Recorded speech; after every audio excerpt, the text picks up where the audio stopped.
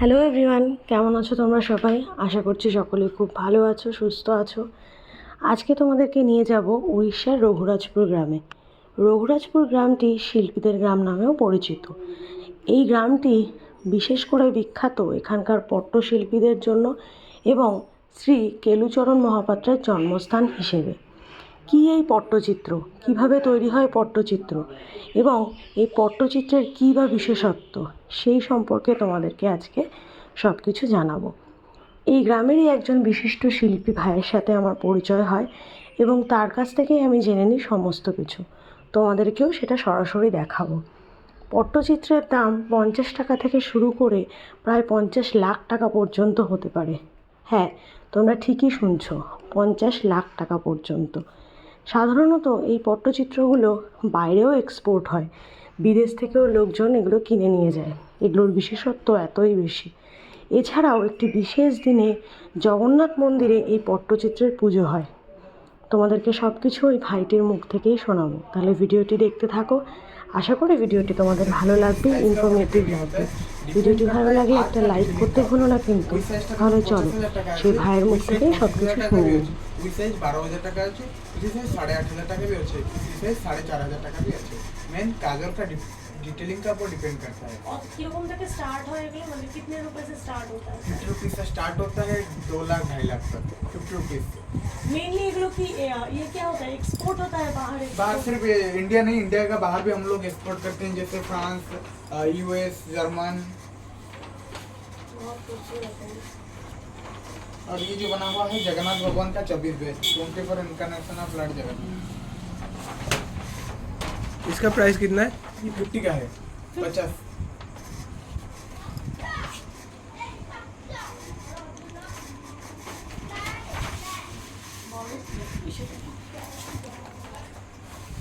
দেখো, এটা হচ্ছে জগন্নাথ দেবের 24টা যে অবতার, সেটা সম্পূর্ণ হাতে আঁকা। উনি বলছেন যে এটা আপনার দাদু, তাই তো? দাদাজি 8 মাস ধরে এটা বানিয়েছে। এটা প্রাইস কত? 50 টাকা। 50,000 টাকা। 50,000। और ये भगवान का डिफरेंट ये देखो ना, इधर रघुनाथ बेस है जगन्नाथ भगवान का जो मंदिर में आप स्वरूप दर्शन करेंगे वो स्वरूप का दर्शन करते हैं, जिनका हाथ पे नहीं है। लेकिन ये जो बाकी स्वरूप में सब हाथ पे रही है। इधर देखिए गजानन बेस, इधर देखिए এটা जो है चाहे रघुनाथ का बेस है, देखिए हाथ पे सब कुछ है। भगवान का 24 बेस होता है, लेकिन एक्चुअली उनका मेन जो श्रृंगार होता है, ये श्रृंगार उनका मेन होता है, क्योंकि वो पूर्व जन्म का फलों से भगवान भी नहीं मुक्ति पाते हैं। ये जगन्नाथ भगवान का उदाहरण है। उनको जगत का नाथ बोलते हैं, लेकिन उनका हाथ पैर कुछ भी नहीं है। इसे बोलते हैं हमारा उड़िया में पंगु हो गए हैं, क्योंकि कर्म का फल किसी को भी नहीं छोड़ता है। फॉर एग्जाम्पल राम 14 वर्ष वनवास गए थे, क्या उनका कर्म का फल का वजह से। जगन्नाथ भगवान कालियानाग।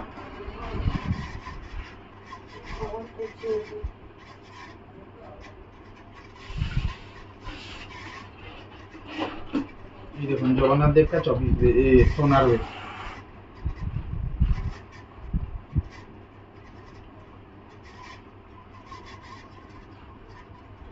और इधर देखो मत्स्य कच्चे वाहन नरसिंह वामन परशुराम राम बलराम बुद्ध। ये भगवान इसका प्राइस क्या है? 50 50,000 15,000 का। मतलब सेम साइज डिफरेंट प्राइस में आर्ट का डिटेलिंग। ओके।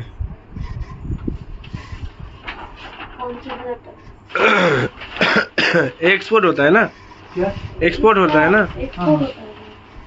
मैं आपको दिखाता हूँ। दादा थोड़ा वीडियो ऑफ कर सकते हैं? क्या होता है हमारा हाथ, दीदी थोड़ा डोर ऑफ कर दो ना, मच्छर आ जाता है ना। कोई प्रॉब्लम नहीं है। ठीक है, करिए। मैं आपको बोलेगा ना, नहीं दादा ऑफ करेंगे ना, नहीं करेंगे? नहीं, करिए करिए।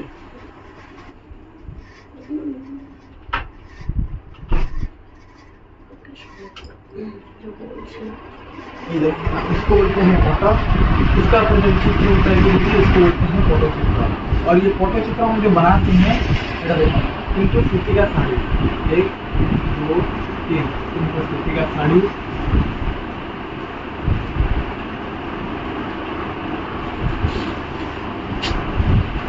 फूल का बीज और खड़ी माटी, ये तीनों को लेके हम बनाते हैं कैनवस। इसको यदि हम पानी में भिगाएंगे तो ये स्मूथ नहीं होगा। इसलिए स्मूथ नहीं होगा क्योंकि उसके ऊपर जो शाइनिंग कोटिंग है, पानी उसको टच नहीं करेगा। उसको क्या करना पड़ेगा, सिलवटा में प्रेस करना पड़ेगा।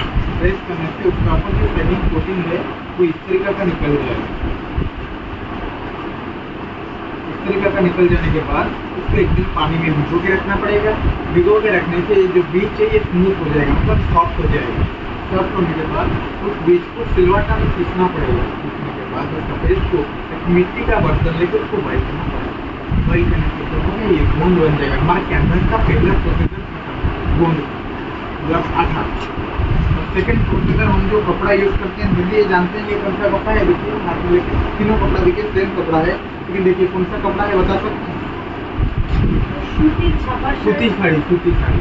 घर का जो औरत लोग जो सूती का साड़ी पहनते हैं वो फोल्ड होने के बाद सॉफ्ट हो जाता है। वही सॉफ्ट साड़ी को कलेक्ट करके हम उसको अच्छे से सफाई करते हैं। सफाई करने के बाद उसको धूप में सुखाते हैं। धूप में सुखाने के बाद जब सूख जाता है तो एक लेयर कपड़ा को छत कपड़े से बिछा देते हैं। बिछा देने के बाद जो सेटू का जो आटा हम प्रस्तुत किया था तो ऐसे करके पहले चारों साइड में लगाए। पहले चारों साइड में पूरा खींच के लगाए, नाल का नहीं होगा। सपोज कि नाल का हो जाएगा तो जो बेस है ना ऊपर नीचे चारों साइड में, उसके बाद बीच में ऐसे ऐसे करके बहुत फूल लेयर अपना लेयर बना 2 3 लेयर अपना लेयर बना 3 लेयर कपड़ा जॉइन करने के बाद ये कड़क धूप में सूखेगा। कड़क धूप में सूखने के बाद तीनों लेयर कपड़ा को इसे खींच के उठाना पड़ेगा। उठाने के बाद क्या होगा, तीनों लेयर्स का अंदर जो है जो गैप है और कपड़ा का जो रफनेस है उसको क्या बनाना है। ब्लैकबोर्ड में जो चौक यूज है वो सब होता है, लेकिन सब में हाथ से इधर हमारा उड़ीसा में बोलते हैं खड़ी माटी, उसको सिलवाटा में प्रेस करना पड़ेगा। प्रेस करने से छोटा छोटा टुकड़ा बन जाएगा। टुकड़ा बनने के बाद उस टुकड़ा को सिलवाटा में खींचना पड़ेगा। खींचने के बाद उसका पेस्ट और मीट आटा दोनों को मिक्स करके कपड़ा का आगे और पीछे दोनों साइड में कोटिंग देना पड़ेगा। कोटिंग देने के बाद क्या होगा, जो कोटिंग डालेंगे हम गैस फिलर करने के लिए उन्हीं कोटिंग को फिर एक बार पतला करके लगाना पड़ेगा। पतला करके लगाएंगे ना, कौन सा साइड में लगाएंगे, आगे ना पीछे, जो साइड में हमको पेंटिंग बनाना पड़ेगा। जो साइड में हमको पेंटिंग बनाना है उसी साइड में लगा देंगे। लगाने के बाद थोड़ा सा हल्का सा धूप में सुखा लेंगे। सुखाने के बाद ये जब सॉफ्ट हो जाएगा तो हार्ड तक नहीं रहेगा, थोड़ा सा मतलब गीला रहेगा ना। गीला रहने के बाद थोड़ा सा धूप में सुखा लेंगे। धूप में सुखाने के बाद ये थोड़ा सॉफ्ट हो जाएगा। सॉफ्ट होने के बाद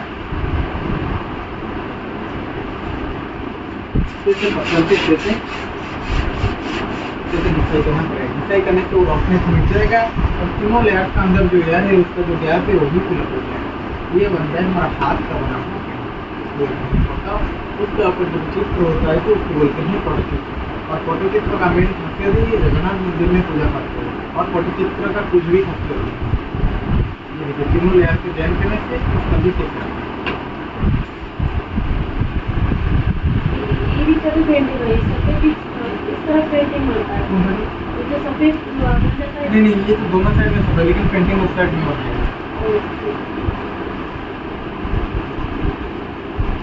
हम डेमोन्स्ट्रेशन के लिए दिखा देते हैं, लेकिन पेंटिंग से इस तरह बनेगा तो कार्डबोर्ड जैसा इसका दिखा जाए। देखिए नहीं ठीक है, मैंने देख लिया। जगन्नाथ दीदी दर्शन हुआ ना, नहीं हुआ इधर? हाँ दर्शन हो गया, आज ही लास्ट है, कल निकल जाएंगे। वंदे भारत। हाँ वंदे भारत। कल पूजा देवी आप परसों लोकल साइड से, लोकल नहीं कोणार्क सनसेट और अगली बार जब आएंगे तो थोड़ा मंगला टेम्पल विजिट करना। और आपका ज़्यादा यूट्यूब है, यूट्यूब वगैरह, तो अगली बार जब आएंगे तो पेंटिंग कैसे बनाते हैं मैं आपको बताता हूँ, ठीक है। और कलर भी कौन सा यूज़ करते हैं मैं आपको बताता हूँ। थोड़ा यूट्यूब में डालेंगे तो आपको बोलेंगे जो पूरी आएंगे तो विजिट करने के लिए थोड़ा रघुराजपुर विजिट करना, इसीलिए क्योंकि रघुराजपुर हमारा जगन्नाथ भगवान का सबसे रिलेटेड है। इसीलिए मैं आपको थोड़ा टाइम देता हूँ और आप थोड़ा हमारा वीडियो कीजिए अच्छे से, पेंटिंग का थोड़ा सोशल मीडिया में शेयर कीजिए। तो हमको एक आर्टिस्ट को सेल इम्पोर्टेंस नहीं होता है, एक आर्टिस्ट को इम्पोर्टेंस होता है उसका प्रचार होता है, ठीक है। এটা আছে কৃষ্ণ ভগবান का रास लीला আছে। और এই যে চিত্রটা আছে, এই যে কলরটা আছে দিদি হাত সেম বানা আছে। এটা দেখুন সফেদ কলর, এটা রেড কলর আছে, এটা येलो কলর আছে, এটা গেরু, এটা দেখুন নীলা কলর আছে, এটা ব্ল্যাক কলর আছে। और এটা যেমন কি আছে ওরা অয়েল আছে। ये 6টা জিনিস को लेके हम बनाते हैं। ये हमारे 6 प्राइमरी कलर है। वो 6 प्राइमरी कलर को मिक्स कर करके मिनिमम 70 to 80 कलर हम निकाल देते हैं। और ये जो प्राइमरी कलर हम फिटिंग करते हैं सब नेचुरल, कोई आर्टिफिशियल जिससे हम कलर नहीं निकालते हैं। पंखा साउंड का एप्लीकेशन साउंड बहुत अच्छा है। पंखा स्लो कर दो। हाँ पंखे का बहुत आवाज़ है। आपका आवाज ठीक से नहीं है। ये देखिए, ये जो सफेद कलर का बनता है ये समुद्र का शंख से बनता है, यानी सी सोल से बनता है। सी सोल को प्रेस करना पड़ेगा, प्रेस करने से छोटा छोटा टुकड़ा बन जाएगा। टुकड़ा बनने के बाद उस टुकड़ा को सिलवाटा में पीसना पड़ेगा। पीसने के बाद उसका पेस्ट को एक मिट्टी का बर्तन लेकर उसको बॉइल करना पड़ेगा। बॉइल करने से क्या होगा, जैसे हम दूध को बॉइल करने से उसका ऊपर क्रीम बैठ जाता है, वैसे उसका पेस्ट को बॉइल करने से उसका ऊपर क्रीम बैठ जाएगा। वही क्रीम को कलेक्ट करके हम बनाते हैं ये सफेद कलर। ये देखिए, इसी स्टोन से बनाते हैं हम रेड कलर। देखिए दीदी कितना छोटा और कितना भारी। খুব ভারী এটা, দেখো অনেক ওয়েট, লোহার মতন ওয়েট। ধরো না, ভীষণ ভারী লোহার মতন। जमा दे ना बोल, नहीं काटना, जमा दे इससे वाला रेड कलर हम जाना नहीं तो हिंदू এটা দেখুন येलो कलर का। मैं आपको, आपका दीदी अभी टाइम है ना? यदि टाइम है मैं आपको पूरा समय दूंगा हमारा जगन्नाथ जी का जो आर्ट का जो कल्चर के बारे में, और उड़ीसा में जो होने वाला है भविष्य में। जगन्नाथ महाप्रभु उन्होंने लिखा है, लेकिन हम पटचित्र में उसको वर्णना नहीं कर पाएंगे, इसीलिए ये पटचित्र जगन्नाथ फ्यूचर अलग है और जगन्नाथ वर्तमान का होते हैं, लेकिन फ्यूचर अलग होते हैं। लेकिन फ्यूचर के बारे में जगन्नाथ महाप्रभु स्वयं लिखा है। ये देखिए, इसी स्टोन से बनाते हैं येलो कलर। এগুলো দিয়ে হলুদ কালার হয়। इसी स्टोन से बनता है येलो कलर हमारा। और ये जो बनता है ये गिरुमटी का कलर है, लाल मिट्टी। আচ্ছা, और ये देखिए नीलगिरी माउंटेन से कलेक्ट किया गया सिंगल स्टोन। देखिए कितना हल्का, देखिए আর এটা ওয়েটই নেই। নীলগিরি পাহাড়ে নীলगिरी साउथ में जो है। দেখো, এটা নীলগিরি পাহাড় থেকে পাথরটা এখান থেকে নীল কালার হবে। কালার আমার অলরেডি হাতে লাগছে। और এটা दीदी की जानती है? শুকুরের মতন। सुपुर नहीं दादा, आप बोल सकते हैं। নড়ছে ভেতরে কিছু একটা কিছু করে। देखिए किला रीठा रीठा रीठा रीठा सॉरी सॉरी रीठा तेल बनता है, साबुन ही बनता है। हाँ, हाँ। वही तेल में हम दिया जला के उसके ऊपर ढक्कन लगा देते हैं। वही काजल को कलेक्ट करके हम बनाते हैं ये काला रंग। जैसे कैनवास को प्रोटेक्शन देने के लिए हम यूज करते हैं इमली का बीज को, तेतुल का आटा को। जैसे कलर को प्रोटेक्शन देने के लिए हम यूज करते हैं इसको, जानते हैं कौदबेल कॉर्नबेल। उसका पेड़ को छेद करना पड़ेगा। छेद करने से इस तरीके का दीदी गोंद आ जाएगा उसमें। কদবেলের গাছের আঠা। हाँ, কদবেলের গাছের আঠা এগুলো দিয়ে কি उसको एक दिन पानी में भिगाने से वो इस तरीके का लिक्विड बन जाएगा। ওগুলো लिक्विड ভেজালে बनने के liquid बाद তৈরি হবে। वही लिक्विड को एक दिन पानी में भिगाने से लिक्विड बन जाएगा। वही लिक्विड को हर कलर में मिक्स करने से कलर को प्रोटेक्शन देता है। और हमारा मेन वही 6 कलर है। वही 6 कलर को मिला के मिनिमम हम 70 से 80 कलर निकाल देते हैं। और ये जो हमारा कलर है, फॉर एग्जाम्पल ये देखिए, येलो और ब्लू मिलेगा तो ग्रीन हो जाएगा, व्हाइट और ब्लैक मिलेगा तो ग्रे कलर आ जाएगा, जो पहाड़िया टाइप का। हिंदी तो इतना आसान है, फिर भी कोशिश करता हूँ समझाने के लिए। जगन्नाथ जी का कृपा जो है, ठीक है। और ये जो पेंटिंग कैसे होता है मैं बना के दिखाता हूँ आपको।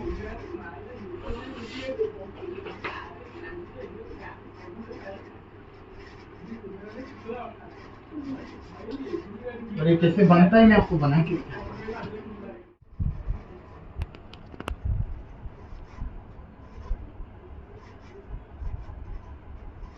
फर्स्ट पेंसिल में स्क्रैच होता है, उसके बाद जो गलती रह जाती है उसको कलर में सुधारना पड़ता है। और ये जो कलर है ये गिरुमाटी का कलर है, और हम उसको ऐसे सेल में घिसाई करते करते कलर बनाते हैं। और उसमें जो हम यूज़ करते हैं ये कॉदबेल का ग्लू को।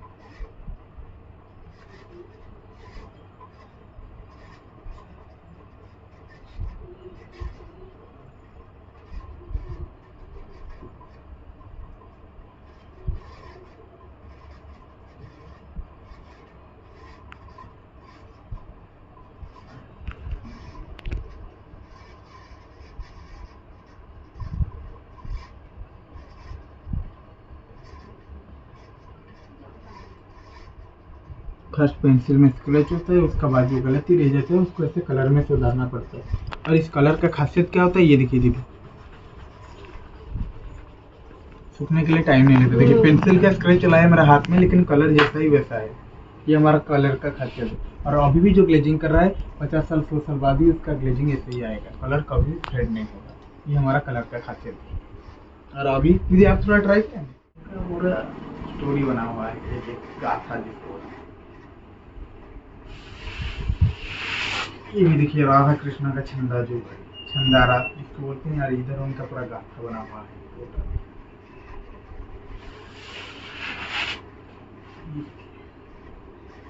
राधा कृष्ण का छंदारा, इधर उनका पूरा गाथा। और दीदी मैं तो आपको बोल देता हूँ कि नेचुरल कलर है, लेकिन आपको आर्टवर्क से कैसे फीलिंग्स आएगा कि ये नेचुरल कलर, थोड़ा हाथ ऐसे कीजिए, कुछ फीलिंग्स आता है, रफ रफ है। खदड़ा खदड़ा रफ रफ, इससे ही आपको पता चलेगा कि ये नेचुरल कलर है। ये हर एक पेंट 50,000 का है। नहीं, हर एक पेंटिंग में ये देखो 12,000 का सभी 50, दादा मैं बोला ना सभी 50,000 टका नहीं, 4,500 टका, 50 रुपए से यहाँ पे शुरू होता है 2.5 लाख तक। मेन आर्ट का डिटेलिंग करको एक तो बारीक पेंटिंग दिखाई हुए, इतना छोटा पेंटिंग ওইটার দাম হচ্ছে 30,000 টাকা। দেখতে বুঝতে পারবে। এই দেখুন এটা রাসলীলা আছে,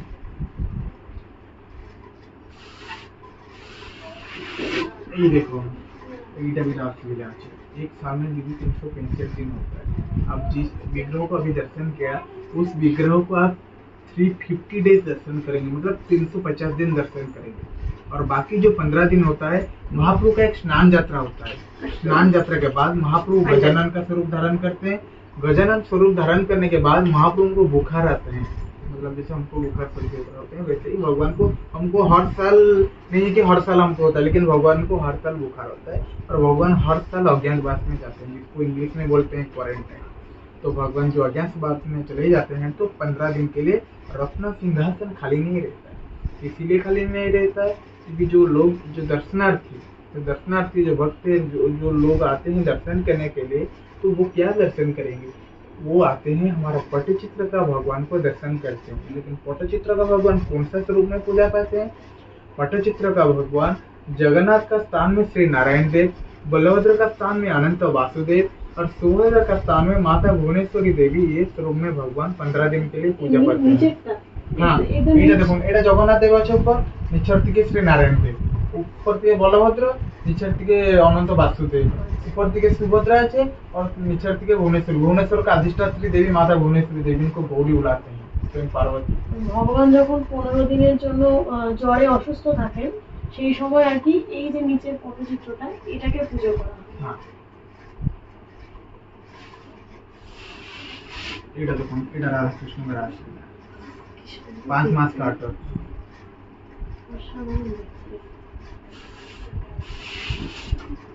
এটা দেখুন, এটা রাসলীলা আছে, রাধা কৃষ্ণের উপর রাসলীলা बना है। ये देखिए राधा कृष्ण का छंदारा ये बना हुआ है। और भगवान जो है, हमारा जगन्नाथ भगवान का खासियत ये है कि मैं कोई भगवान को नीचे नहीं करता हूँ, सब भगवान समान है, लेकिन जगन्नाथ सबसे ऊपर है। इसलिए मैं बोलता हूँ शिव जी उनका नौकर का काम करते हैं। मैं सिवाय शिव जी को मैं नीचे नहीं करता हूँ, वो भी हमारा भगवान है, लेकिन शिव जी इनका पास नौकर का काम करते हैं, हम उनका सेवा करते हैं। लेकिन जगन्नाथ भगवान का और एक खासियत है, जगन्नाथ कृष्ण बन सकते हैं, जगन्नाथ राम बन सकते हैं, लेकिन जगन्नाथ सब कुछ बन सकते हैं, लेकिन सब कुछ जगन्नाथ नहीं बन पाएंगे। कृष्ण जगन्नाथ नहीं बन पाएंगे, राम जगन्नाथ बन नहीं पाएंगे, कोई भी जगन्नाथ नहीं बन पाएगा, लेकिन जगन्नाथ हर कुछ बन सकते हैं। और एग्जाम्पल राम, जगन्नाथ इधर राम का अवतार लेते हैं, जिनको बोलते हैं रघुनाथ वेश भगवान का, लेकिन राम जो अयोध्या में, वो कभी जगन्नाथ जी का वेश नहीं ले पाएंगे। और रघुनाथ वेश भगवान किस भक्त के लिए धारण किया था? तुलसीदास के लिए भगवान ने ये रघुनाथ वेश को धारण किया था। जब तुलसीदास को स्वप्नादेश हुआ कि जाइए पुरी में एक है, उस टाइम में पुरी को उत्कल नाम था कि क्या नाम था मुझे थोड़ा याद नहीं है, इधर टाइम में वो आए थे दर्शन करने के लिए। जब जगन्नाथ भगवान का इस विग्रह को दर्शन किया तो वो मतलब वापस आ गया इसलिए क्योंकि मैं जो भगवान को चाह रहा था दर्शन करने के लिए, उनको तो नहीं पाया, तो मैं किसी लिए जाऊंगा। तो वो आने लगा, रोने लगे। तो एक जंगल में वो रो रहे थे, तब शून्यवाणी हुआ। स्वप्ना देश अलग है और शून्यवाणी। स्वप्ना देश जब हम सोए होंगे तो उसमें जब मन में आकर कहता है तो वो स्वप्ना देश होता है। और जो शून्यवाणी, जो हम बैठते हैं इधर, वो कोई शून्य से वाणी आएगा, तो उनको शून्यवाणी हुआ कि अभी जाइए, आप दर्शन कर सकते हैं। और जब दर्शन किया तो भगवान को रघुनाथ वेश में दर्शन किया। तो ये तुलसीदास के लिए भगवान ने रघुनाथ वेश का धारण किया था, ये हमारा शास्त्र में लिखा हुआ है। और जो रघुनाथ वेश होने के लिए हमारा गवर्नमेंट अलाउ नहीं देता है। किस लिए अलाउ नहीं देता है? 20 साल में एक विष्णु भगवान के रास लीला। और हमारा जो जगन्नाथ भगवान फ्यूचर में पूरी छोड़ के जाने वाले हैं। और वो कहाँ जाएंगे?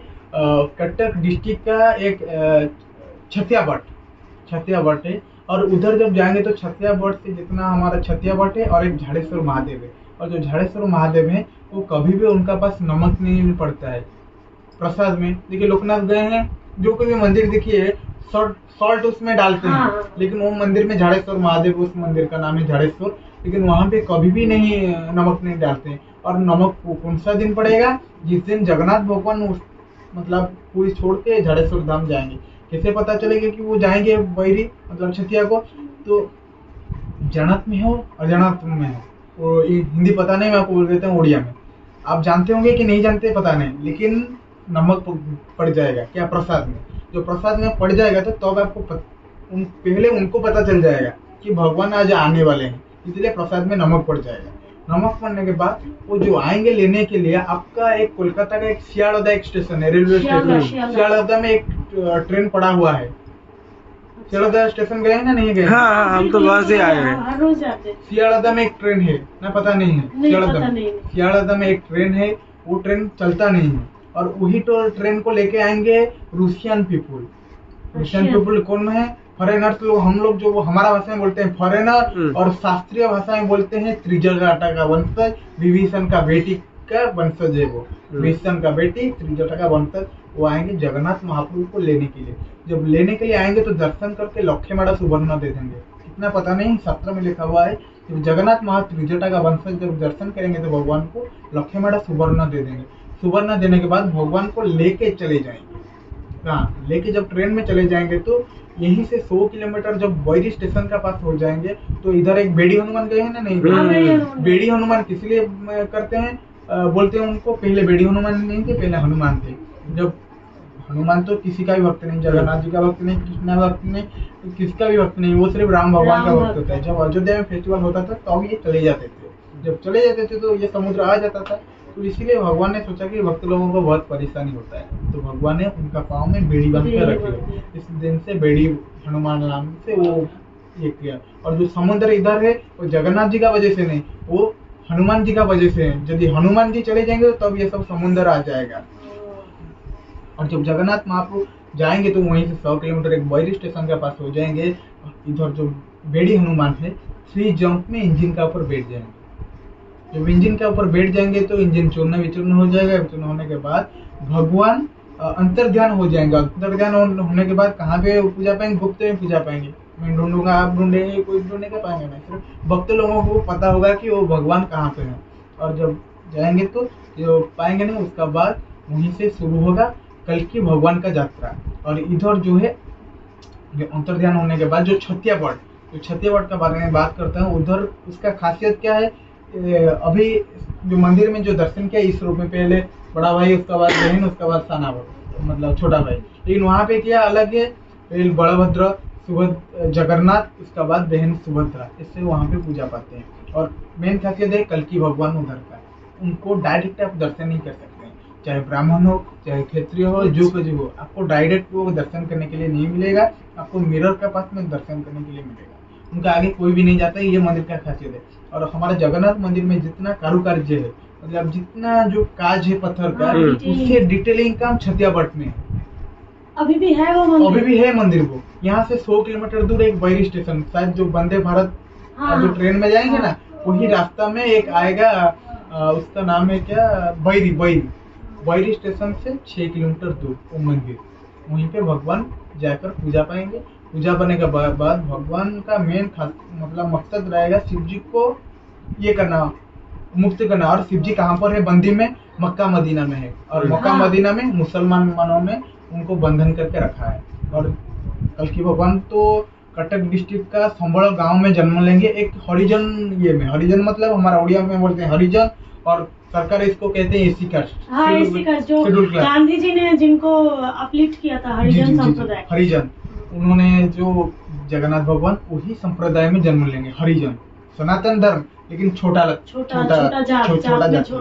जात, और वहीं पे कल्कि भगवान जन्म लेंगे। लेकिन बलराम जो जन्म लेंगे राजवंश में जन्म लेंगे, राज परिवार। और राज परिवार कहाँ पे? गुजरात में। गुजरात में उनका पिता और माता का नाम पूरा डिटेल्स में लिखा हुआ है, और कौन सा उनका पिता का नाम क्या होगा, उनका माता का नाम क्या होगा, पूरा डिटेल्स में लिखा हुआ है। आपको इतना कौन सा पुस्तक में लिखा? ये मालिका में लिखा हुआ है।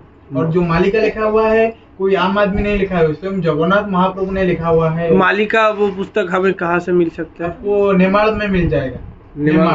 नेमाल पद्म वनपीठ उसको बोलते हैं। और जो कोठो भोग होता है ना, कोठो भोग एक जानते हैं ना, मंदिर में जो होता है कोठो भोग, शायद आपको पता नहीं होगा। कोठो भोग जो दिन होता है इस टाइम पूरी मंदिर के पास बारिश होगा, नहीं तो वो नेमाल में बारिश होगा। और जो नेमाल जो पीठ है उसको बोलते हैं पद्म वन पीठ नेमाल।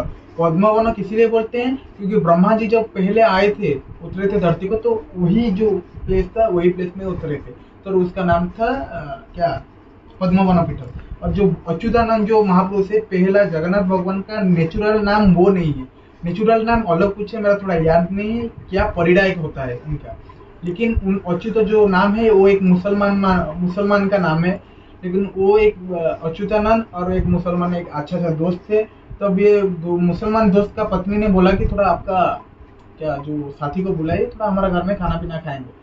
तो उन्होंने राजी हुए, कौन, जगन्नाथ महाप्रभु का जो अच्युतानंद स्वरूप मतलब परिडा नाम के जो महापुरुष थे, जगन्नाथ जो जन्म लिया था, तो उन्होंने बोला तो ठीक है हम जाएंगे, जरूर जाएंगे। उस टाइम में क्या हुआ, जब गए तो उन्होंने बोला कि जो कुछ भी है लाना उसमें केला का पत्ता डाल के लाना। तो लाए एक बाछुरी, छोटा जो गाय का छोटा बाछुरी, तो उनको काट के गोश्त बना लिया। बनाने के बाद उनको खाने के लिए दिया, जब केला का पत्ता उसका ऊपर डाल के दिया तब वो खाने लगा, महापुरुष ने खाने लगा। जब खाने लगा तो वो अच्युत खान को उनका पत्नी ने बोला अरे क्या ये साधु ही ना एक राक्षस थे। उन्होंने बोला, दोनों का अरे तो उन्होंने कैसे खा दिया। तब उन्होंने अच्युतानंद जो परिडा जो महापुरुष है, जगन्नाथ का जो अवतार लिए थे उन्होंने बोला कि आपका बाछुर को डाकिए, बोलिए, क्योंकि एक नाम देते हैं ना, श्रद्धा में एक नाम देते हैं। तो ये जो बाछुर का श्रद्धा नाम देके बुलाया तो ये बाछुर मतलब जीवंत होकर आ गया। तो अब उनको पता चला कि ये भगवान है। और वही अच्युत खान का प्लेस में एक मुसलमान का जगह में वो आज भी वो मठ वहीं पे है, इसका नाम से वो अच्युतानंद महापुरुष का नाम से यह होगा। जब कलिजुग का अंतिम समय आएगा तो ब्रह्मा उनका आगे बैठ के वेदोच्चारण करेंगे, ये भी लिखा हुआ है। मन से नहीं, ये मालिका। আশা করি তোমরা অনেক কিছু জানতে পারলে এই ভিডিওটির মাধ্যমে। ভিডিওটি ভালো লেগে থাকলে একটা লাইক করতে ভুলো না কিন্তু। ও আরেকটি বিশেষ কথা, তোমরা যদি জানতে চাও যে কিভাবে তোমরা এই রঘুরাজপুরে পৌঁছবে সেটা সম্পর্কে তোমাদের বলে দিই। রঘুরাজপুর পৌঁছানো খুবই সহজ। পুরীর যে কোনো জায়গা থেকে রঘুরাজপুর পৌঁছানো যায়, কিন্তু স্বর্গদ্বারের কাছে যে অটোগুলো রয়েছে, অটোর রিজার্ভ গাড়ি, টোটো, যে কোনো কিছুর মাধ্যমে তোমরা রঘুরাজপুর পৌঁছে যেতে পারো। তবে হ্যাঁ, অটো বা টোটোর মাধ্যমে আসলে পারে ভাড়াটা একটু বার্গেনিং করে নেবে, কারণ প্রথম দিকে ওরা অনেক বেশি ভাড়া চায়, কিন্তু মোটামুটি 300 থেকে 400 টাকায় টোটো বা অটো তোমাকে রঘুরাজপুর পৌঁছে দেবে। খুব বেশি দূরত্ব নয়, রঘুরাজপুর পৌঁছাতে হয়তো তোমাদের 30 থেকে 35 মিনিট মতন সময় লাগবে। একবার অবশ্যই এই গ্রামটি ঘুরে দেখো। গ্রামের প্রত্যেকটি বাড়িতে দেওয়ালে দেওয়ালে এত সুন্দর কারুকার্য করা, সত্যি এই গ্রামের নাম শিল্পগ্রাম হওয়া সার্থক। ভিডিওটি আজকের জন্য এই অবধি। সবাই খুব ভালো থেকো, সুস্থ থেকো, আনন্দে থেকো, ঘুরতে থেকো। বাই।